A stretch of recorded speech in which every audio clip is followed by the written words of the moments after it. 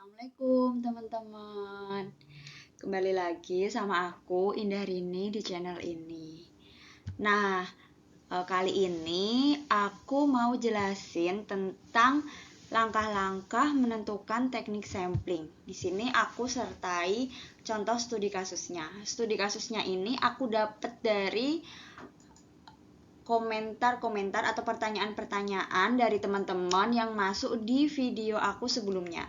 Jadi buat teman-teman yang baru lihat video aku ini, sebelumnya aku udah pernah bikin video tentang teknik sampling. Tapi sebelumnya itu lebih ke teori, bener-bener teori tentang masing-masing teknik samplingnya gitu. Nah, kali ini aku mau membahas tentang langkah taktisnya. Jadi kayak kalau ada kasus gini tuh pakai sampling apa mending gitu.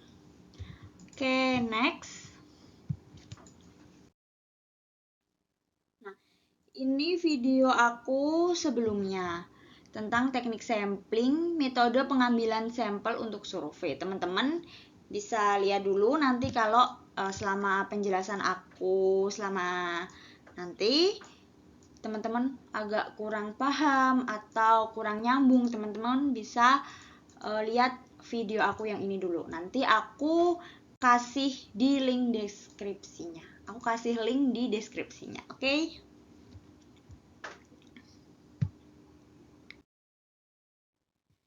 Nah, ini ada beberapa pertanyaan yang menurut aku cukup menarik untuk dibahas. Jadi, sebelumnya yang di video aku sebelumnya itu mereka pada tanya yang pertama, Kak izin bertanya, jika sampelnya itu anggota pembiayaan ijarah pada BMT, itu menggunakan teknik sampling apa ya?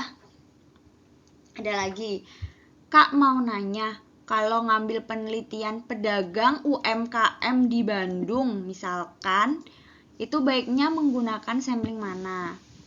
Halo Kak Indah, untuk sampling sampah toko atau hotel atau swalayan bisa menggunakan metode purposif nggak ya?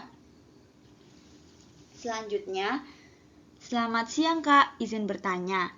Jika saya menggunakan sebuah objeknya itu banyaknya pelanggan yang transaksi di loket, untuk mengetahui pelayanan jasa tersebut apa bisa? Dan menggunakan teknik sampling apa ya Kak? Mohon bantuannya. Kak, misalkan populasinya itu taman di kecamatan B. Lalu misal di kecamatan ada 3 kelurahan. Nah, kalau misalkan dari masing-masing kelurahan itu diambil satu sampel taman buat diteliti, itu maksudnya teknik klaster atau kuota. Nah, jadi teman-teman, menurut aku mungkin teman-teman itu paham ya, udah paham. Cuman kadang mungkin bingung kayak sebenarnya teman-teman itu udah tahu, udah ada bayangan nanti aku mau ambil respondennya itu bentukanku kayak gini. Cuman tapi itu tuh masuknya sampling apa? Nah, mungkin itu ya yang membuat bingung gitu mungkin. Atau yang benar-benar bingung juga kayak misal kalau aku mau penelitian ini nanti aku ambil respondennya gimana ya kayak gitu-gitu. Nah, mari kita bahas secara detail tentang ini. Oke.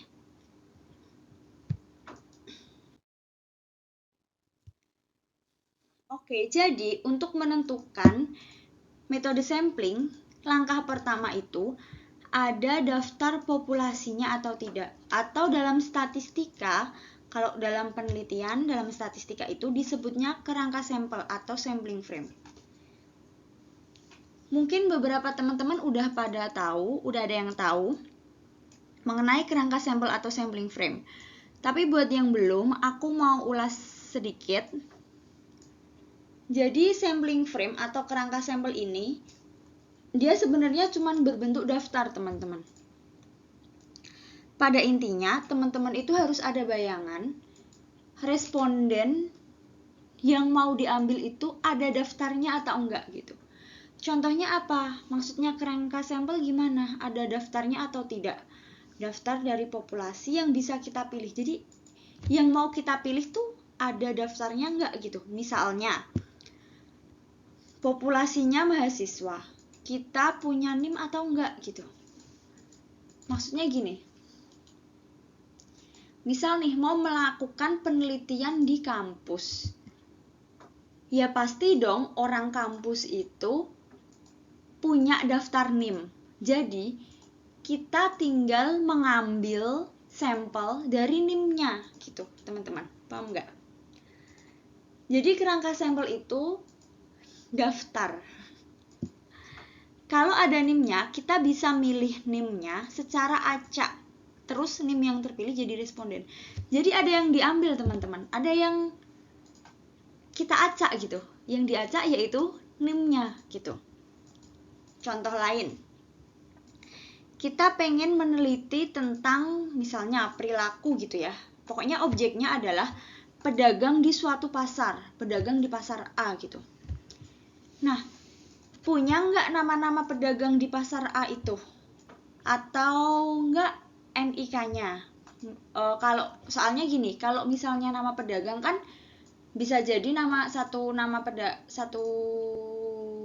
nama sebenarnya 2 orang gitu kan. Misal ada nih pedagang, misal namanya siapa, Mbok Wati misal. Ada lagi Mbok Wati. Yang satu jual apa, yang satu jual apa. Dia orang berbeda tapi namanya sama gitu. Nanti kan jadi rancu. Tapi kalau nick kan nggak rancu ya. Tapi yang jelas inti dari di sini adalah dia punya daftar pedagang atau enggak. Kita bisa memilih acak dari nama atau nicknya apa enggak gitu. Jadi yang pertama teman-teman harus tahu dulu teman-teman tuh punya daftar atau enggak gitu. Nah, terus kalau udah ada kerangka sampelnya, kerangka sampel ini daftar ya teman-teman. Kalau udah ada daftarnya, gimana milihnya? Bisa dikocok atau kalau daftarnya itu di komputer bisa melalui suatu program. Bisa seperti arisan dikocok. Jadi iya, arisan ini adalah contoh paling sederhana kalau kita ada kerangka sampelnya. Kalau arisan itu kan ada daftar nama arisannya kan teman-teman. Kita punya nama orang-orang yang ikut arisan, terus kita kocok, kita pilih deh siapa sih yang keluar gitu, kita pilih. Nah itu adalah bentuk yang pertama, dia punya daftar populasi gitu. Dia ada daftarnya, daftar arisan. Nah terus kalau nggak ada gimana? Oke, selanjutnya jadi yang ini teman-teman udah ini ya, kebayang ya. Jadi langkah pertama itu harus tahu punya daftar atau enggak. Dah itu. Langkah yang kedua yaitu baru memilih teknik samplingnya. Nah, di video aku sebelumnya itu udah dijelasin. Kalau dia ada daftar populasi atau ada kerangka sampel, dia pakainya probability sampling. Dia menggunakan probability sampling di mana probability sampling ini ada 4 nih teman-teman. Untuk pembahasan lebih jelasnya bisa cek di video aku sebelumnya. Dan kalau nggak ada kerangka sampel, pakainya non-probability sampling. Ini nggak ada kerangka sampel atau nggak ada daftar populasi. Dia ada 5. Ini. Nah, tapi teman-teman, menurut aku yang biasa terjadi di kehidupan sehari-hari gitu ya. Kalau misalnya ternyata dia ada sampelnya, yang paling sering digunakan itu adalah simple random sampling. Kenapa simple random sampling? Simple random sampling itu dari daftar kita milih sembarang gitu. Kita bukan milih sembarang ya, dari daftar yang ada itu terus kita kocok, terus kita pilih gitu. Yang jelas ada daftarnya nih yang dipilih. Sedangkan kalau nggak ada kerangka sampelnya, kita pakai non-probability sampling. Tapi buat kebanyakan kalau penelitian itu yang paling sering digunakan ada 2. Ada purposive sampling, dia kalau nggak ada kriteria atau batasan, atau accidental sampling, dia ada kriteria atau batasan. Untuk lebih jelasnya di video aku sebelumnya juga. Jadi kalau purposive sampling ini dia lebih ke ada kriteria tertentu gitu. Kalau asidental prinsipnya ketemunya sama siapa ya dia yang kita jadikan responden gitu. Jadi kalau purposif itu ada batasan, misalnya penelitiannya itu harus respondennya itu misal harus laki-laki atau harus seorang mahasiswa atau seorang yang bertempat tinggal di mana kayak gitu. Kalau asidental ini seketemunya, nggak peduli backgroundnya apa, gimana-gimananya nggak peduli, ketemunya itu yaitu yang dijadikan. Jadi yang sering digunakan dua ini teman-teman. Oke?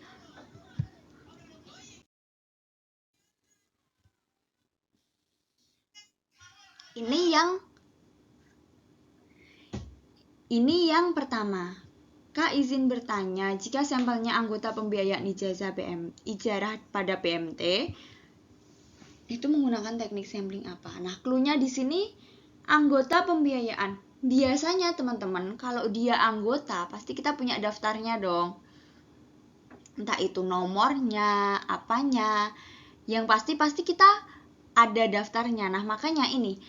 Jadi kakak yang mau meneliti ini harus tahu dulu kakaknya punya daftarnya atau enggak gitu. Nah, kalau punya daftarnya, misalnya punya nomor anggotanya, berarti pakainya simple random sampling. Jadi dari nomor anggota itu dipilih aja secara acak,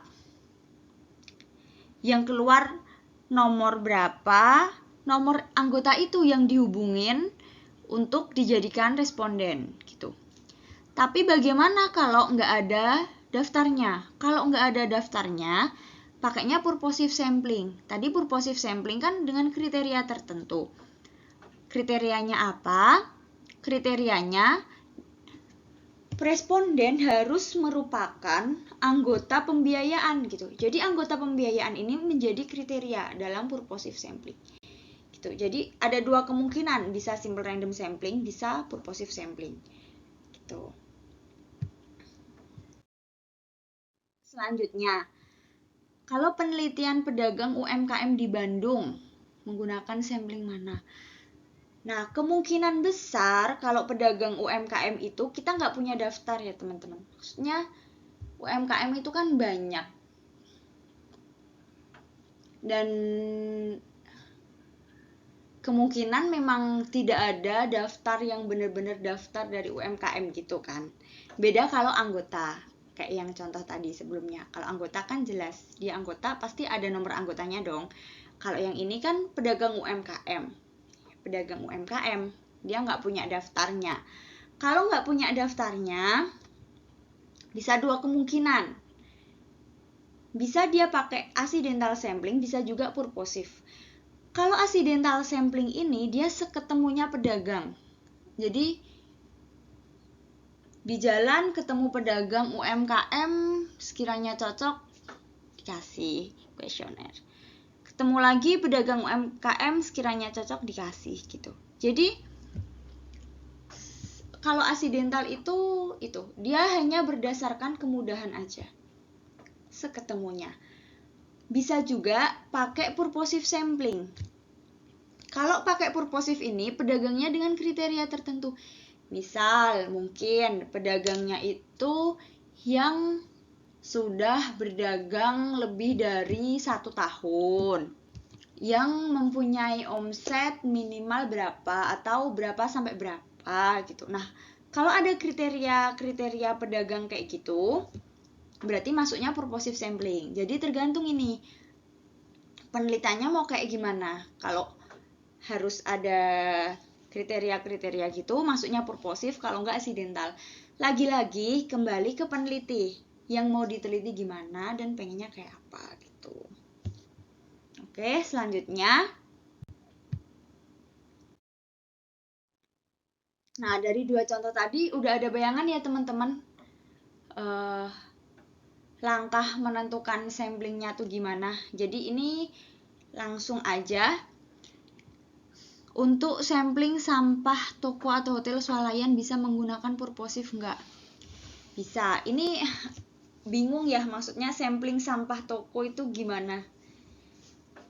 Cuman mungkin mau meneliti tentang kebersihan gitu mungkin ya, yang berhubungan sama sampah di toko atau hotel atau swalayan gitu. Nah, kalau kayak gitu bisa menggunakan purposive dengan kriteria atau batasan respondennya merupakan pelanggan di toko atau hotel atau swalayan dalam 1 tahun terakhir atau gimana gitu. Yang penting dikasih kriteria aja kalau respondennya itu pelanggan toko atau hotel atau swalayan itu gitu. Selama ada kriterianya masuknya purposive.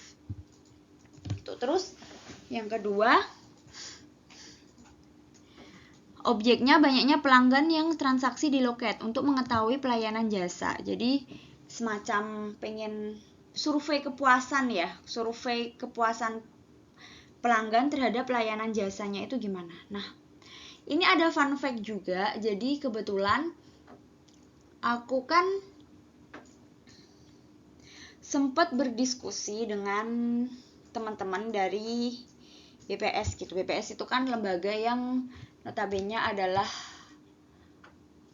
pensurvei yang legal di Indonesia. Nah, dari hasil diskusi kami, kalau survei kepuasan pengguna, survei kepuasan pelanggan itu masuknya purposive sampling.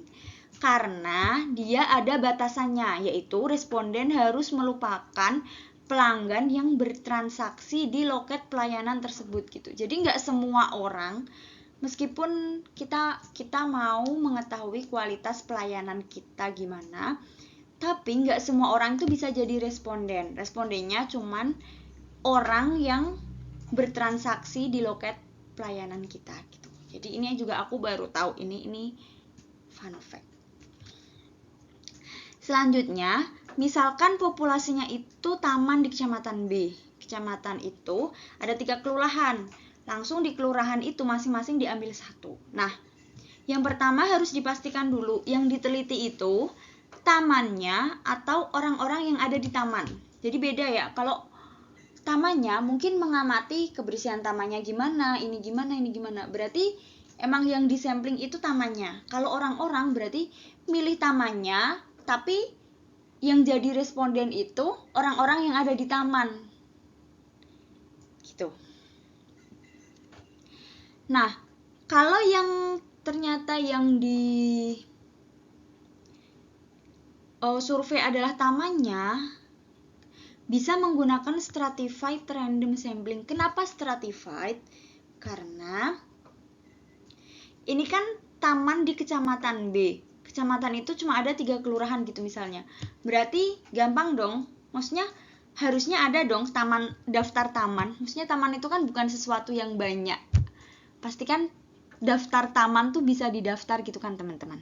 Jadi pasti dia ada daftarnya. Daftar taman di kecamatan B gitu. Nah, jadinya kalau ada daftarnya, kalau yang diteliti emang tamannya, kalau ada daftarnya, dia pakainya probability sampling. Salah satunya stratified random sampling. Kenapa tidak cluster? Karena dari masing-masing kelurahan diambil 1. Kalau cluster itu semua kelurahan diambil gitu. Jadi kalau masing-masing kelurahan diambil 1, masuknya stratified. Kenapa stratified enggak cluster? Karena masing-masing kelurahan diambil 1. Jadi kalau misalnya per bagian itu diambil sedikit-sedikit, itu dia masuknya stratified gitu. Mungkin nanti bisa flashback ke video aku yang sebelumnya. Nah, tapi kalau respondennya itu orang, bisa menggunakan kuota sampling. Kenapa? Karena kita nggak punya daftar orang-orang yang ada di taman itu gitu. Orang-orang yang ada di taman tuh kan sangat banyak sekali. Kita nggak tahu tuh siapa aja yang ada di taman itu, kita nggak tahu. Tapi yang kita tahu, kita udah menentukan. Kalau 1 kelurahan itu cuma dipilih 1 taman aja. Nah, itu masuknya udah kuota sampling. Karena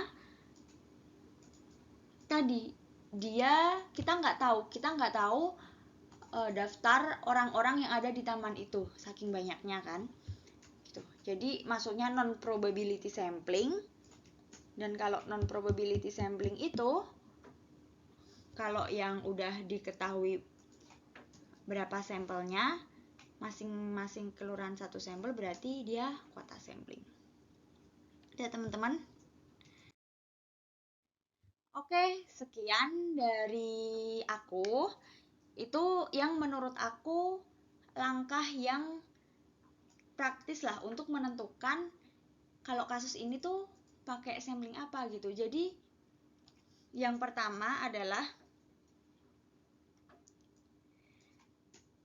tadi harus tahu ada daftarnya atau enggak. Yang kedua, setelah tahu ada daftarnya baru dipilih teknik sampling apa. Sebenarnya yang ketiga, kita harus tahu juga ukurannya. Tapi mungkin buat cari tahu ukuran sampelnya kita akan bahas di video selanjutnya. Jadi ikutin terus ya video dari aku. Jangan lupa like, comment, dan subscribe untuk mendukung channel aku. Terima kasih. Assalamualaikum. Sampai jumpa.